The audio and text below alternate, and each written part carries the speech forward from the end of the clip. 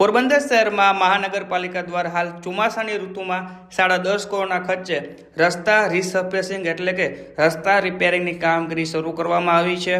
ચોમાસાની ઋતુ છે, આમ છતાં ડામર પાથરવાની કામગીરી થઈ રહી છે।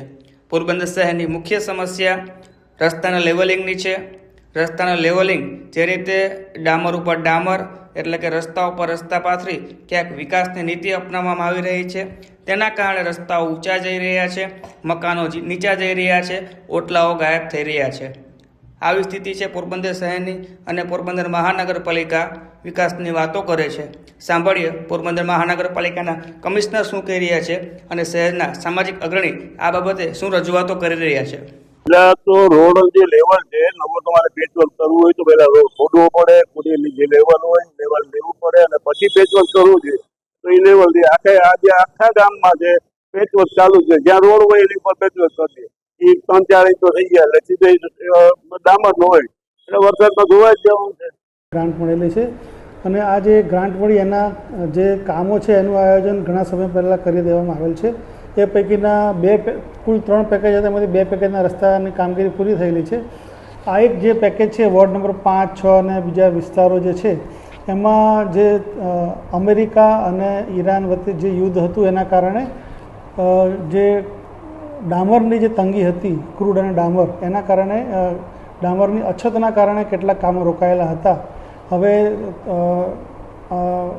ડામર મળવાનો શરૂ થયો છે, એ અનુસંધાને કામો શરૂ કરવામાં આવેલા છે। ચોમાસું ચાલુ થશે એટલે કોઈપણ પ્રકારનું ડામર કામ નહીં કરવામાં આવે, વત્તા જે ડામરની સરફેસ કરવામાં આવે છે એની ઉપર આપણે ડામર સ્પ્રે કરી અને એને સીલ કરીએ છીએ। આવી રીતે સીલ કરવાથી એમાં જે પાણી અંદર જતું હોય અટકે છે અને જે રસ્તાની જે છે ક્વોલિટી સુધરે છે। એટલે આપણે દરેક જગ્યાએ અત્યારે આ જે સ્પ્રે કરવાની કામગીરી પણ ચાલુ છે। ગત વર્ષે પણ આપણે આવા રસ્તાઓ બનાવેલા હતા અને ગત વર્ષે રસ્તાઓ જે બનાવેલા હતા આ રીસર્ફેસિંગના આપણે 1 વર્ષની કોન્ટ્રાક્ટની લાયબિલિટી હોય છે। એટલે આવું ક્યાંક આપણને કોઈ કારણસર રસ્તો ખરાબ થયેલો જણાય તેની પાસેથી રિપેર પણ કરવામાં આવેલો છે। ટૂંકમાં 1 વર્ષ સુધી સમગ્ર જે જવાબદારી છે રીસર્ફેસની કોન્ટ્રાક્ટની રહે છે। મને પૂરો વિશ્વાસ છે કે આપણે જે કામગીરી કરીશું એ 100% કરીશું। એના પર જે બિટ્યુમિન સ્પ્રે કરવાની છે કામગીરી પણ પૂરી કરીશું, એના કારણે ચોમાસામાં રસ્તાને નુકસાન થતું અટકશે। આપણે મેં જે વાત કરી સડક યોજના હેઠળ આપણને જે ગ્રાન્ટ મળી છે એમાં જે પરેશનગર વિસ્તાર અને જે હાલના ખાપટના ભૂગર્ભ ગટરવાળા જે વિસ્તારો છે ત્યાં આપણે જે માટીના થર છે અને જૂના રસ્તાના થર ઉતારીને કામગીરી કરવામાં આવે છે।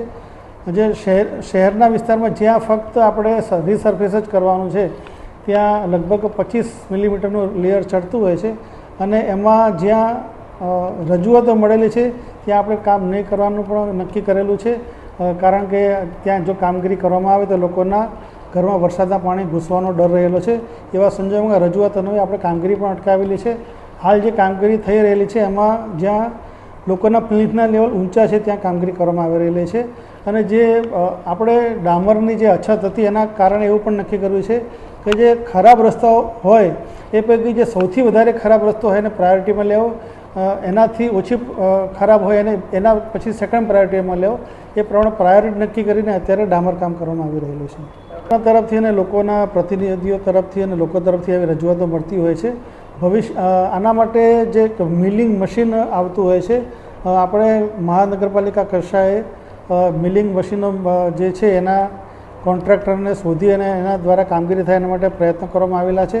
હાલ પોરબંદર ખાતે આવા કોઈ મિલિંગ મશીન ધરાવતા કોન્ટ્રાક્ટરો અવેલેબલ નથી, પરંતુ ભવિષ્યમાં જ્યારે આપણે રસ્તા રીસર્ફેસની કામગીરી કરવામાં આવશે ત્યારે ચોક્કસ આપણે જ્યાં જરૂર જણાય ત્યાં મિલિંગ કરી અને કામગીરી કરવામાં આવશે।